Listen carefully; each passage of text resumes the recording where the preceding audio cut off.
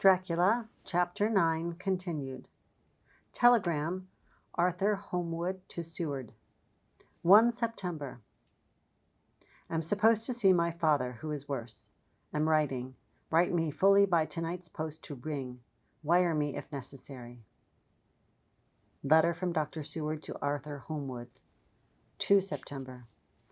My dear old fellow, with regard to Miss Western's health, I hasten to let you know at once that, in my opinion, there is not any functional disturbance or any malady that I know of. At the same time, I am not by any means satisfied with her appearance. She is woefully different from what she was when I saw her last. Of course, you must bear in mind that I did not have full opportunity of examination such as I should wish. Our very friendship makes it a little difficulty which not even medical science or custom can bridge over. I had better tell you exactly what happened, leaving you to draw, in a measure, your own conclusions. I shall then say what I have done and propose doing. I found Miss Western in seemingly gay spirits. Her mother was present, and in a few seconds I made up my mind that she was trying all she knew to mislead her mother and prevent her from being anxious. I have no doubt she guesses, if she does not know, what need of caution there is. We lunched alone, and as we exerted ourselves to be cheerful, we got, as some kind of reward for our labors, some real cheerfulness amongst us. Then Mrs. Western went to lie down, and Lucy was left with me. We went into her boudoir. Until we got there, her gaiety remained, for the servants were coming and going. As soon as the door was closed, however, the mask fell from her face, and she sank down into a chair with a great sigh, and hid her eyes with her hand. When I saw that her high spirits had failed, I at once took advantage of her reaction to make a diagnosis. She said to me very sweetly, "I cannot tell you how I loathe talking about myself." I reminded her that a doctor's confidence was sacred, but that you were grievously anxious about her. She caught on to my meaning at once and settled that matter in a word. "Tell Arthur everything you choose. I do not care for myself, but all for him. So I am quite free." I could easily see that she is somewhat bloodless, but I could not see the usual anemic signs, and by a chance I was actually able to test the quality of her blood, for in opening a window which was stiff, a cord gave way, and she cut her hand slightly with broken glass. It was a slight matter in itself, but it gave me an evident chance, and I secured a few drops of blood and have analyzed them. The qualitative analysis gives a quite normal condition and shows, I should infer, in itself a vigorous state of health. In other physical matters, I was quite satisfied that there is no need for anxiety, but as there must be a cause somewhere, I have come to the conclusion that it must be something mental. She complains of difficulty in breathing satisfactorily at times, and of heavy lethargic sleep with dreams that frighten her, but regarding which she can remember nothing. She says that as a child she used to walk in her sleep, and that when in Whitby the habit came back, and that once she walked out into the night and went to East Cliff, where Miss Murray found her. But she assures me that of late the habit has not returned. I am in doubt, and so have done the best thing I know of. I have written to my old friend and master, Professor Van Helsing of Amsterdam, who knows as much about obscure diseases as anyone in the world. I have asked him to come over, and as you told me that all things were to be at your charge, I have mentioned to him who you are and your relation to Miss Western. This, my dear fellow, is in obedience to your wishes, as I am only too proud and happy to do anything I can for her. Van Helsing would, I know, do anything for me for a personal reason, so no matter on what ground he comes, we must accept his wishes. He is a seemingly arbitrary man, but this is because he knows what he is talking about better than anyone else. He is a philosopher and a metaphysician and one of the most advanced scientists of his day, and he has, I believe, an absolutely open mind. This, with an iron nerve, a temper of the ice brook, and indomitable resolution, self-command, and toleration, exalted from virtues to blessings, and the kindliest and truest heart that beats. These form his equipment for the noble work that he is doing for mankind, work both in theory and in practice, for his views are as wide as his all-embracing sympathy. I tell you these facts that you may know why I have such confidence in him. I have asked him to come at once. I shall see Miss Western tomorrow again. She is to meet me at the stores, so that I may not alarm her mother by too early a repetition of my call. Yours always, John Seward. Letter, Abraham Van Helsing, M.D., Ph.D., etc., to Dr. Seward. 2 September. My good friend, when I have received your letter, I am already coming to you. By good fortune, I can leave just at once, without wrong to any of those who have trusted me. Were fortune other, then it were bad for those who have trusted, for I come to my friend when he call me to aid those he holds dear. Tell your friend that when that time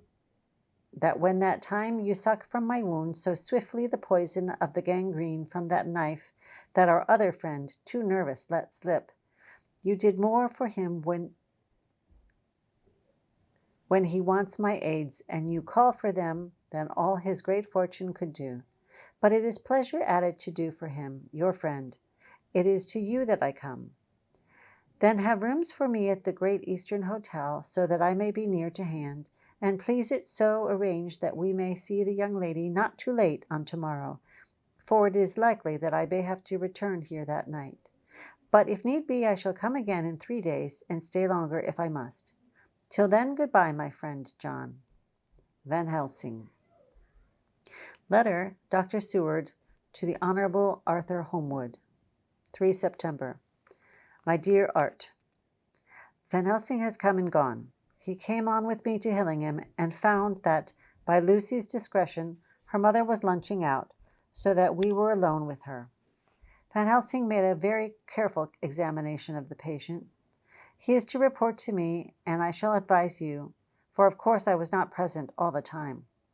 He is, I fear, much concerned, but says he must think. When I told him of our friendship and how you trust to me in the matter, he said, "You must tell him all you think. Tell him what I think, if you can guess it, if you will.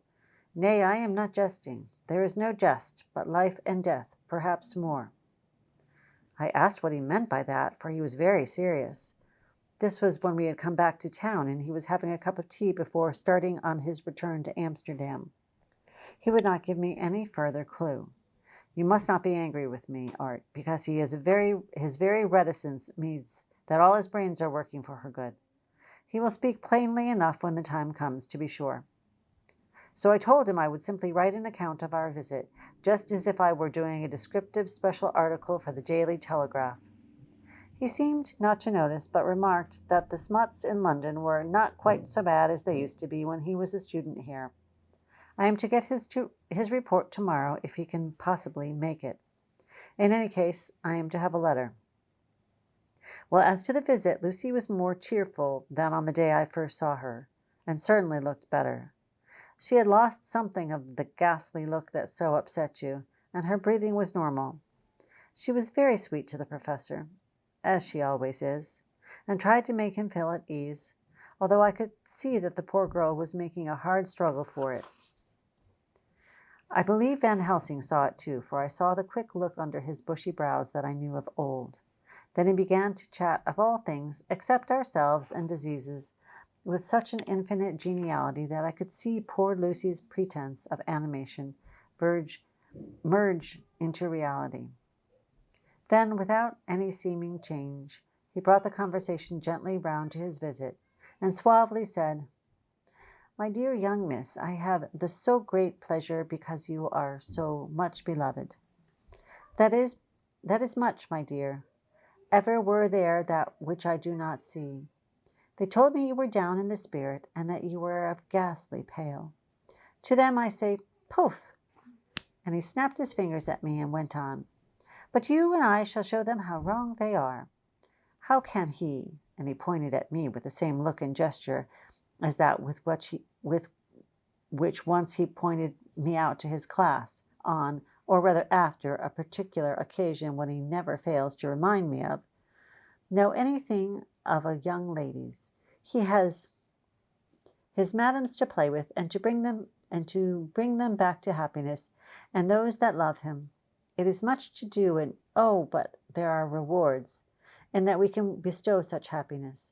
But the young ladies, he has no wife nor daughter, and the young do not tell themselves to the young, but to the old, like me, who have known so many sorrows and the causes of them.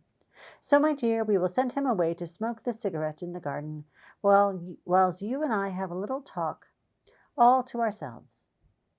I took the hint and strolled about, and presently the professor came to the window and called me in. He looked grave, but said, I have made careful examination, but there is no functional cause. With you I agree that there has been much blood lost. It has been, but is not. But the conditions of her are in no way anemic. I have asked her to send me her maid, that I may ask just one or two questions, that so I may not chance to miss nothing. I know well what she will say. And yet there is cause. There is always cause for everything. I must go back home and think. You must send to me the telegram every day, and if there be a cause, I shall come again. The disease, for not to be all well is a disease, interests me, and the sweet young dear, she interests me too. She charmed me, and for her, if not for you or disease, I come. As I tell you, he would not say a word more, even when we were alone. And so now, Art, you know all that I know. I shall keep a stern watch. I trust your poor father is rallying. It must be a terrible thing to you, my dear old fellow, to be placed in such a position between two people who are both so dear to you. I know your idea of duty to your father, and you are right to stick to it, but if needs be, I shall send you word to come at once to Lucy, so do not be over anxious unless you hear from me. Dr. Seward's Diary for September. Zoophagous patient still keeps up our interest in him. He had only one outburst, and that was yesterday, at an unusual time. Just before the stroke of noon, he began to grow restless. The attendant knew the symptoms, and at once summoned aid.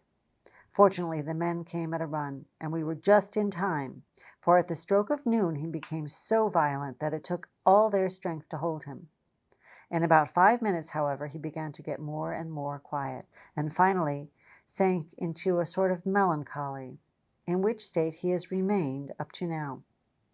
The attendant tells me that his screams whilst in the paroxysm were really appalling. I found my hands full when I got in, attending to some of the other patients who were frightened by him. Indeed, I can quite understand the effect, for the sounds disturbed even me, though I was some distance away. It is now after the dinner hour of the asylum.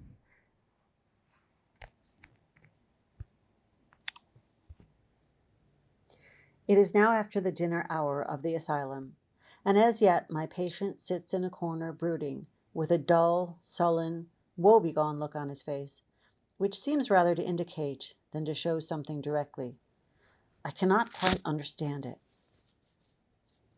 Later, another change in my patient. At 5 o'clock I looked in on him and found him seemingly as happy and contented as he used to be. He was catching flies and eating them, and was keeping note of his capture by making nail marks on the edge of the door between the ridges of padding. When he saw me, he came over and apologized for his bad conduct, and asked me in a very humble, cringing way to be led back to his own room, and to have his notebook again. I thought it well to humor him, so he is back in his room with the window open. He has had the sugar of his tea spread out on the window-sill, and is reaping quite a harvest of flies. He is not now eating them, but putting them into a box, as of old, and is already examining the corners of his room to find a spider. I tried to get him to talk about the past few days, for any clue to his thoughts would be of immense help to me, but he would not rise. For a moment or two he looked very sad, and said in a sort of far-away voice, as though saying it rather to himself than to me, all over, he has deserted me. No hope for me now, unless I do it for myself. Then suddenly turning to me in a resolute way, he said, Doctor, won't you be very good to me and let me have a little more sugar? I think it would be good for me. And the flies? I said. Yes, the flies like it too, and I like the flies. Therefore, I like it. And there are people who know so little as to think that madmen do not argue. I procured him a double supply, and left him as happy a man as, I suppose, any in the world. I wish I could fathom his mind. Midnight, another change in him. I had been to see Miss Westenra, whom I found much better, and had just returned and was standing at our own gate looking at the sunset, when once more I heard him yelling. And his room is on this side of the house. I could hear it better than in the morning.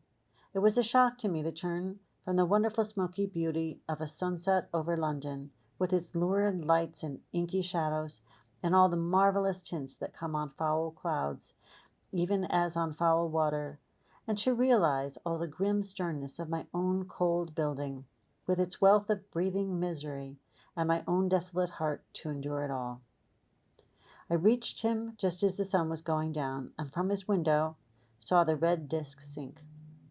As it sank, he became less and less frenzied, and just as it dipped, he slid from the hands that held him, an inert mass on the floor. It is wonderful, however, what intellectual recuperative power lunatics have, for within a few minutes he stood up quite calmly and looked around him. I signaled to the attendants not to hold him, for I was anxious to see what he would do. He went straight over to the window and brushed out the crumbs of sugar. Then he took his own fly box and emptied it outside, and threw away the box. Then he shut the window and, crossing over, sat down on his bed. All this surprised me, so I asked him, Are you not going to keep flies any more? No, said he, I am sick of all that rubbish. He certainly is a wonderfully interesting study. I wish I could get some glimpse of his mind or the cause of his sudden passion. Stop. There may be a clue after all. If we can find why today his paroxysms came on at high noon and at sunset. Can it be that there is a malign influence of the sun at periods which affect certain natures, as at times the moon does others? We shall see. Telegram, Seward, London, to Van Helsing, Amsterdam. 4 September. Patient still better today. Telegram, Seward, London, to Van Helsing, Amsterdam. 5 September. Patient greatly improved. Good appetite, sleeps naturally, good spirits, color coming back. Telegram, Seward, London, to Van Helsing, Amsterdam. 6 September. Terrible change for the worst. Come at once. Do not lose an hour. I hold over telegram to Homewood till I have seen you. And that is the end of Chapter 9, Dracula.